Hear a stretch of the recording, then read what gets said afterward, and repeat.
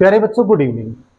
कल हमने एक टॉपिक डिस्कस किया था और टॉपिक किसके ऊपर डिस्कस किया था बेटा? ये टॉपिक था प्यारे बच्चों 9th क्लास के लिए और +1 क्लास के लिए। आज हम इसी टॉपिक को आगे बढ़ाते हैं और आज की जो हमारी क्लास है सेकंड क्लास यानी कि पार्ट सेकंड, जिसको हम डिस्कस करने जा रहे हैं आपके सामने पार्ट सेकंड। और ये सेकंड पार्ट कौन से चैप्टर का चल रहा है? ये हमारे पास एटॉमिक स्ट्रक्चर का कौन सा चल रहा है बेटा? एटॉमिक स्ट्रक्चर का आज हम आपके सामने सेकंड पार्ट को लेकर के आए हैं। प्यारे बच्चों, आपको ना जब हम कल डिस्कस कर रहे थे तो वहां पर हमने एक बात को नोट किया था। मैं थोड़ा सा रिवाइज करवाता हूं उसको। किस बात को नोट किया था कि एटम क्या चीज है। एटम के बारे में सबसे पहले हमें बताने वाला कौन था? एवोगैड्रो था। एवोगैड्रो ने क्या बताया था? एवोगैड्रो ने हमारे सामने डिस्कस किया था। एवोगैड्रो एक साइंटिस्ट था जिसने किसके ऊपर डिस्कस किया था? डेफिनेट सब्सटेंस के ऊपर। किसके बारे में बताया था प्यारे बच्चों? डेफिनेट सब्सटेंस के ऊपर हमें बताया था कि डेफिनेट सब्सटेंस क्या चीज होती है। डेफिनेट सब्सटेंस में इससे पूछा गया भाई आपके अनुसार डेफिनेट सब्सटेंस कौन से हैं? ऐसे सब्सटेंस जिनके अंदर पार्टिकलों की जो क्वांटिटी होती है 6.023 इंटू 10 की पावर 23। अगर इतने पार्टिकल हमें दिखाई देते हैं तो वो पार्टिकल किस में लाइज करते हैं? डेफिनेट प्रोपोर्शन में। डेफिनेट प्रोपोर्शन में लाइज करते हैं, डेफिनेट फिक्स वैल्यूज में लाइज करते हैं। तो वो जो सब्सटेंस होंगे वो अपने पास क्या होंगे? डेफिनेट होंगे। कौन कौन से हैं आपके अनुसार? हमें बताइए डेफिनेट कौन से हैं? डेफिनेट है हमारे पास अकॉर्डिंग टू एवोगैड्रो, उसने बताया एलिमेंट डेफिनेट है। एलिमेंट क्या है? डेफिनेट है। और इसी के अनुसार जो कंपाउंड है, जो हमारे पास कौन है? कंपाउंड है, वो भी हमारे पास कौन है? डेफिनेट है। इसका मतलब एलिमेंट भी डेफिनेट मिलाइज कर रहा है, कंपाउंड भी डेफिनेट मिलाइज कर रहा है। तो इसका मतलब क्या हो गया कि एलिमेंट के अंदर या कंपाउंड के अंदर दोनों में किसी भी आप कोई सब्सटेंस को आप उठाएंगे, एलिमेंट एक सब्सटेंस है, कंपाउंड एक सब्सटेंस है, तो दोनों के अंदर नंबर ऑफ पार्टिकल्स कितने पाए जाएंगे? 6.023 इंटू 10 की पावर 23। इतने पार्टिकल हमें पाए जाएंगे। इनके बारे में जो हमें बताता है वो कौन बताता है? एवोगैड्रो। कौन बता रहा है बेटा? एवोगैड्रो। तो इसकी बात सुन करके यहां पर डिस्कस किया गया, क्या डिस्कस किया गया बेटा? यहां पर हमारे से डिस्कस किया गया कि एलिमेंट अगर मैं आज कोई एक एलिमेंट यहां पर उठा लेता हूं, कोई भी एक एलिमेंट ले लेता हूं और उस एलिमेंट के अंदर वो एलिमेंट किससे मिलकर के बना हुआ है? छोटे छोटे पार्टिकल से। एलिमेंट किससे मिलकर के बना हुआ है? छोटे छोटे पार्टिकल से। और उसमें नंबर ऑफ पार्टिकल्स कितने होंगे? 6.023 इंटू 10 की पावर 23। अगर इतने सारे पार्टिकल्स हमारे पास हैं, तो वो एलिमेंट डेफिनेट है। इसका मतलब प्रत्येक एलिमेंट, आज हमारे पास 118 एलिमेंट है बेटा जी। 118 एलिमेंट में से आप कोई भी एलिमेंट उठा लीजिए और उस एलिमेंट में नंबर ऑफ पार्टिकल्स अगर आप काउंट करेंगे ना तो आपके पास नंबर ऑफ पार्टिकल की क्वांटिटी कितनी पाएगी? 6.023 इंटू 10 की पावर 23। इतने पार्टिकल हमारे पास पाए जाएंगे। ठीक है, तो यहां पर इस जो छोटे से छोटा पार्टिकल है एलिमेंट का, उस छोटे से छोटे पार्टिकल का नाम क्या रखा गया? एटम रखा गया। एटम की बात आई तो सबसे पहले हमारे पास साइंटिस्ट आता है कौन? J Thomson. कौन आता है बेटा? थॉमसन। जे थॉमसन ये साइंटिस्ट आता है। और जे थॉमसन हमें कहता है कि एलिमेंट का अगर छोटा पार्टिकल है जिसको हम एटम के नाम से पहचान रहे हैं, तो एटम क्या है? सबसे पहले एटम के बारे में हमें सोचने के लिए मजबूर करने वाला जो साइंटिस्ट था वो कौन था? J Thomson. और जे थॉमसन ने हमें यह कहा कि एटम क्या चीज है और एटम के अंदर ही इसने बताया, इसी साइंटिस्ट ने दुनिया को बताया एटम एक ऐसा पार्टिकल है जिसके अंदर दो और सब एटॉमिक पार्टिकल लाइज कर रहे हैं। यानी कि इसके जो छोटे दो पार्टिकल्स और इसके अंदर पाए जा रहे हैं जिनसे मिलकर के कौन बना हुआ है? एटम। वो दो पार्टिकल कौन से हैं? दो पार्टिकल हैं हमारे पास, एक प्रोटॉन और एक हमारे पास कौन है? इलेक्ट्रॉन। और प्रोटॉन के ऊपर कौन सा चार्ज है बेटा? पॉजिटिव चार्ज है। इलेक्ट्रॉन पर कौन सा चार्ज है? नेगेटिव चार्ज है। जितना पॉजिटिव है उतना ही नेगेटिव है। इसका मतलब total resultant become 0। Total resultant become zero. किसका जीरो? पूरे एटम का जो टोटल चार्ज रहेगा वो जीरो एग्जिस्ट करेगा। क्यों एग्जिस्ट करेगा? क्योंकि जितना पॉजिटिव चार्ज कैरी कर रहा है उसमें उतना ही नेगेटिव चार्ज कैरी कर रहा है, तो टोटल रिजल्टेंट बिकम न्यूट्रल। दोनों का रिजल्ट क्या हो जाएगा? न्यूट्रल हो जाएगा। इस बात को फिर जितने भी उसके बाद इसकी बात सुनने वाले थे, जितने भी प्रेजेंट में साइंटिस्ट थे या साइंस से रिलेटेड जितने भी कैंडिडेट थे, उन्होंने पूछा कि जे थॉमसन भाई आप हमें यह बता दीजिए आपको कैसे पता चला कि एक एटम के अंदर दो पार्टिकल लाइज करते हैं, आप एक्सपेरिमेंटली हमें समझाइए। बट बेटा जे थॉमसन है ना, सारी उम्र इस बात को डिस्कस करते हुए है ना इसकी डेथ हो जाती है, ये दुनिया को छोड़ के चला जाता है, बट ये एक्सपेरिमेंटली प्रूफ नहीं कर पाया। इसके बाद जो कल वाली क्लास में मैंने आपको बताया था, इसी की बात को उठा करके दुनिया के सामने प्रूफ करने वाला सबसे पहले जो साइंटिस्ट आता है बेटा, उसने इलेक्ट्रॉन की खोज करके दिखाई।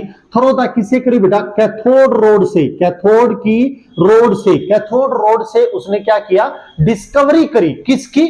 Discovery of electron. और उस महान साइंटिस्ट का नाम क्या था बेटे? That is William crook. क्या नाम था बेटा? William crook. विलियम क्रूक एक हमारे पास बहुत बड़ा साइंटिस्ट हुआ जिसने दो चीजें हमारे को दी। कि कौन कौन सी दो चीजें दी? कैथोड रे दी।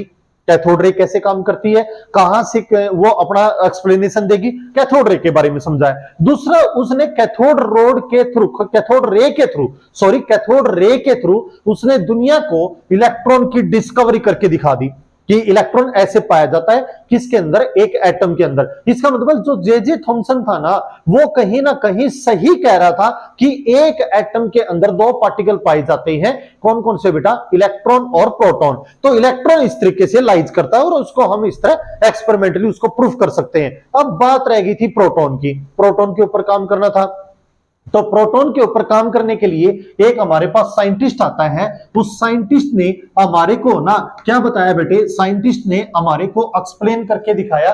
किसके बारे में बेटा? Discovery of proton. Discovery of proton, proton की डिस्कवरी करके दिखाई। और प्रोटॉन की डिस्कवरी या इसी को दूसरी फॉर्म कहते हैं हम एनोड रे। एनोड की रे, एनोड रे क्या कहते हैं बेटा? हम एनोड रे कहते हैं। जहां पर इसको जो एक्सप्लेन करने वाला जो साइंटिस्ट था उसका नाम था बेटे गोल्डस्टीन। क्या नाम था बच्चों? गोल्डस्टीन। गोल्डस्टीन। गोल्डस्टीन ने जब विलियम क्रूक्स अपनी डिस्कवरी ऑफ इलेक्ट्रॉन करता है, उसी मेथड को यूज करके, काफी सारी उसकी चीजों को यूज करके गोल्डस्टीन है ना इस एक्सपेरिमेंट को एक डायरेक्शन देता है और उसका नाम रखा गया एनोड रे। और एनोड रे के थ्रू उसने डिस्कवरी किसका करके दिखाई बेटा? Discovery of proton. कैसे किया देखते हैं। प्यारे बच्चों, आपने एक 60 सेंटीमीटर की लॉन्ग ग्लास ट्यूब ले ली। आपने 60 सेंटीमीटर की क्या ले ली? एक लॉन्ग ग्लास ट्यूब। और उसके अंदर उसने क्या लगा दिया? ऐसे वैक्यूम पंप। क्या लगा दिया बेटा? यहां पर क्या लगा दिया? दैट इज वैक्यूम पंप लगा दिया। वैक्यूम पंप लगा दिया, ठीक है। और वैक्यूम पंप के थ्रू यहां पर लो प्रेशर से कोई भी एक गैस, लो प्रेशर से इसने इसके अंदर क्या भर दी? कोई एक गैस भर दी। और वो लो प्रेशर से इसके अंदर यहां पर एक गैस लेनी है बेटा। हमने मिक्सर ऑफ गैसेज नहीं लेना। मिक्सर ऑफ गैसेज ले लेंगे तो हमें कंफर्म ही नहीं होगा कि भाई कौन सी गैस है, क्या ये काम करेगी नहीं करेगी, क्या पता वो गैस आपस में रिएक्ट कर जाए और जो रिजल्ट हम चाह रहे हैं वो ना मिले। तो सिंगल गैस लेनी है। Single gas become lies as a elementary form. Elementary form में वो एग्जिस्ट कर रही है। और इसके अंदर उसने क्या किया बेटा? रोड लगा दी। प्यारे बच्चों, क्या लगा दी बेटे? रोड लगा दी। एक रोड तो ये इधर लगा दी। ये रोड किसकी लगा दी बेटा? एनोड की रोड लगा दी। एनोड की रोड लगा दी भाई, ठीक है। बट बेटा जी इसने ना कैथोड की रोड नहीं लगाई। इसने यहां पर है ना किसका यूज कर लिया बेटा?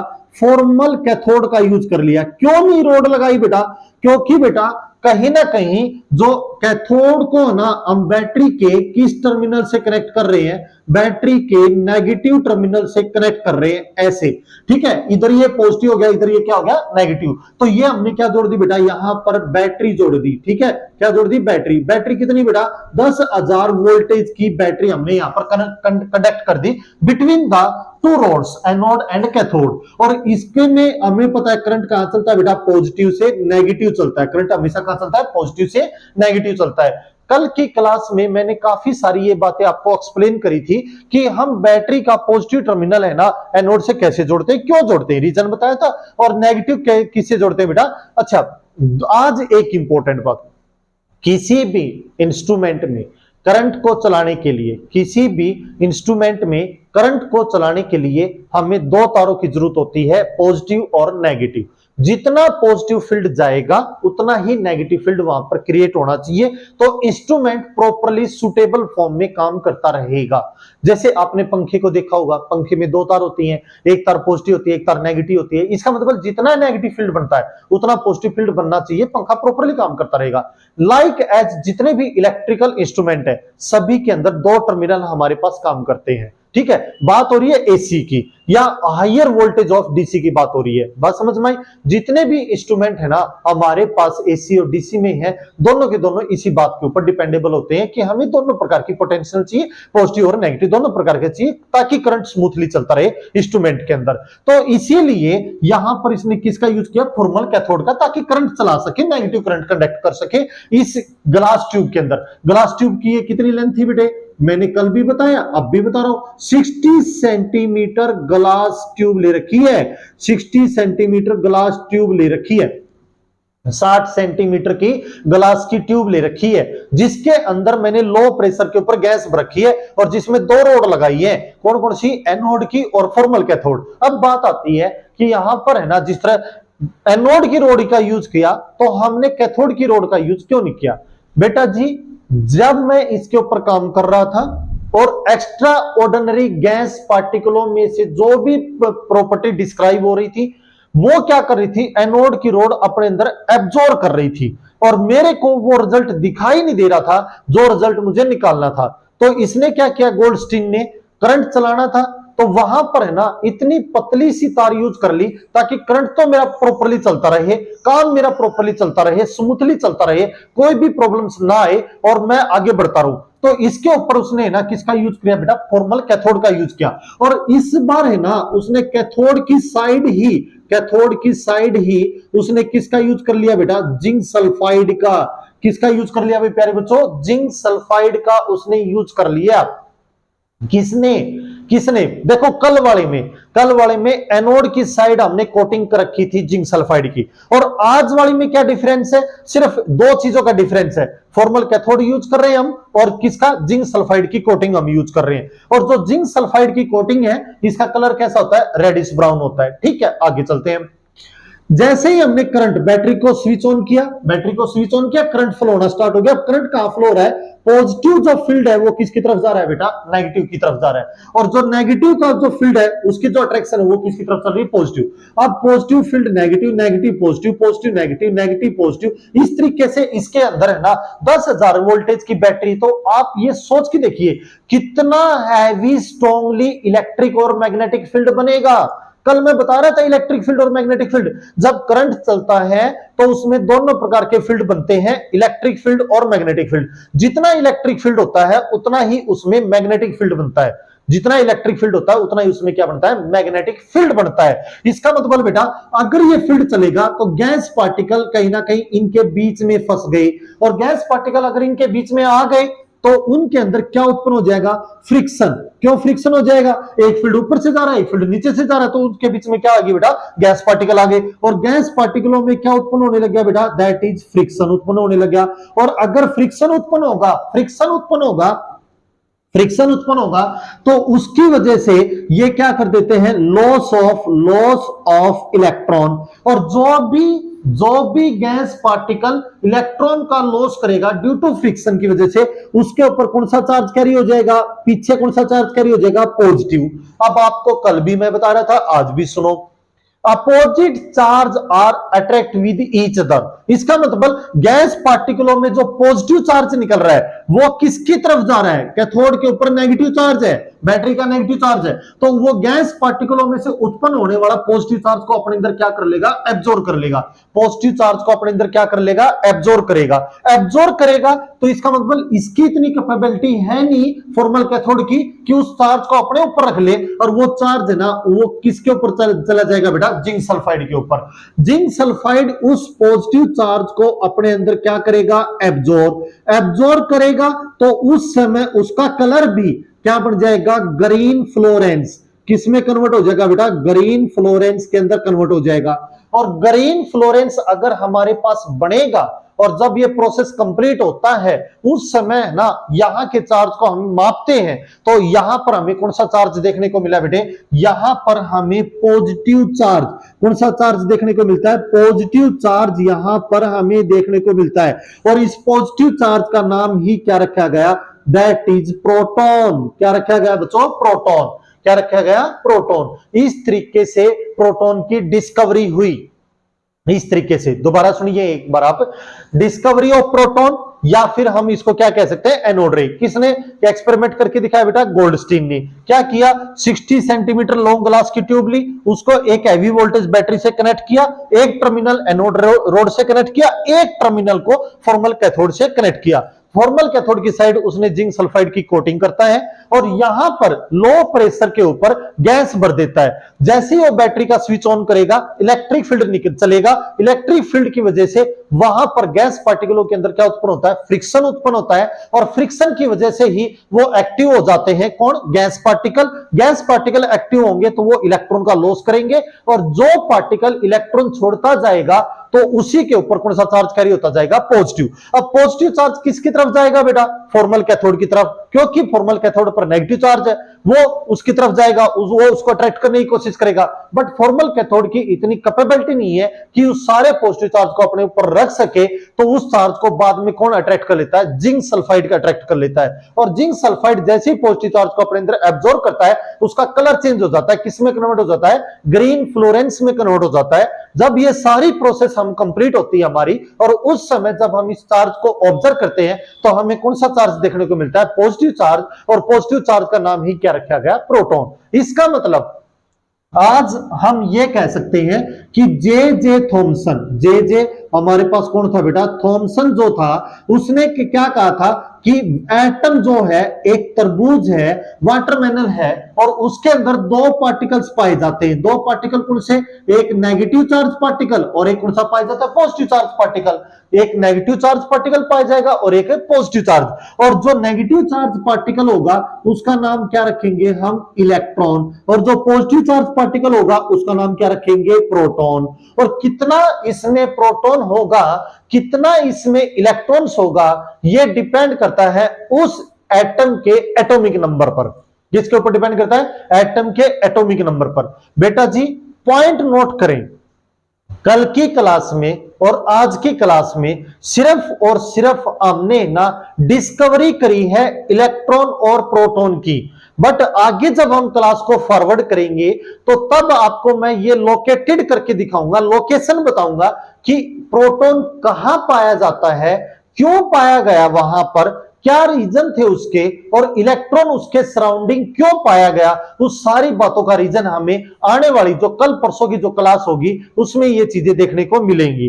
तो ये ना जे थॉमसन एक्सपेरिमेंटली इन चीजों को प्रूफ नहीं कर पाया था, और उसके एक्सपेरिमेंट है ना, इलेक्ट्रॉन का experiment, cathode ray discovery of electron किसने करी? विलियम क्रुक ने करी। और ये जो ना प्रोटॉन की जो डिस्कवरी है ये हमारे पास किसने करी बेटा?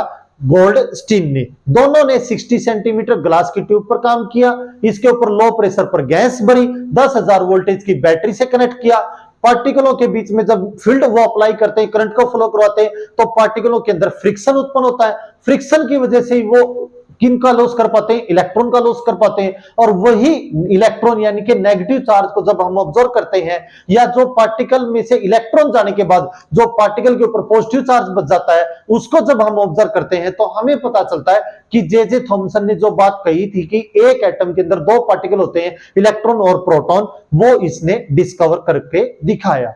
आज की जो क्लास है बेटे, हमारे पास 9th क्लास और +1 क्लास यहां तक हमारा कॉमन चल रहा था। आने वाले 1-2 लेक्चर और होंगे जो हमारे कॉमन होंगे फॉर 9th क्लास के लिए और +1 क्लास के लिए। तो बेटा जी आप यहां तक अगर आपको कोई भी प्रॉब्लम आती है प्यारे बच्चों, बेहिचक होकर के आप कमेंट्स करिए, बेहिचक होकर के आप प्रॉब्लम्स लीजिए। अगर आप मेरे से कांटेक्ट कर पा रहे हैं, कैसे भी अगर आपका कांटेक्ट बनता है तो आपका मोस्ट वेलकम है। अगर इन टॉपिकों में फिर भी आपके कोई डाउट्स रहते हैं, देखिए मेरे जो गुरुजी थे, एक मैं जब डीएन कॉलेज हिसार में पढ़ रहा था तो वहां हमारे एक सर थे और वो सर RS शर्मा जी, वो हमें एक बात कहते थे, प्रॉब्लम उसी बच्चे के सामने आती है जो पढ़ता है, प्रॉब्लम उसी बच्चे के सामने आती है जो पढ़ता है, जो समझता है, जो इन टॉपिकों के ऊपर काम करता है, प्रॉब्लम उसके सामने आती है। अगर आपके सामने प्रॉब्लम्स नहीं आ रही हैं या आप इन टॉपिकों को अच्छे से समझ पा रहे हो, यहां वीडियो से समझ पा रहे हो, तो प्यारे बच्चों आप सभी से रिक्वेस्ट है कि इन टॉपिकों को एक बार अपने पास जो एनसीईआरटी की बुक्स हैं या जो आपके पास कोई स्पेशल बुक है, किसी भी कंपनी की है, किसी भी फ्रेंचाइज की है, तो आप एक बार उन बुकों से भी इनको समझने की कोशिश करें। और ये सच्चाई बात है, आपको बहुत कुछ वहां पर देखने को मिलेगा। ठीक है, आज की क्लास हम यहीं पर रोकते हैं, कल फिर दोबारा आपसे मुलाकात होगी। हैव नाइस डे, खुश रहें, घर पर रहें, स्वस्थ रहें, अपने माता पिता का, अपने गुरुजियों का आदर करते रहें और मन से आदर करें बेटा, किसी के दबाव में आकर के आदर ना करें। आप ना अपने माता पिता की वजह से धरती पर आए हो, संसार को देख पा रहे हो और अपने गुरुजियों की वजह से ना आप संसार में आगे बढ़ पा रहे हो। अगर आप ना इन चीजों का आदर करके और इन सभी चीजों को अच्छे से ऑब्जर्व करोगे तो प्यारे बच्चों आपको जिंदगी में सक्सेस होने से कोई नहीं रोक सकता। सक्सेस झक मार के आपके पीछे आएगी। All the best every students.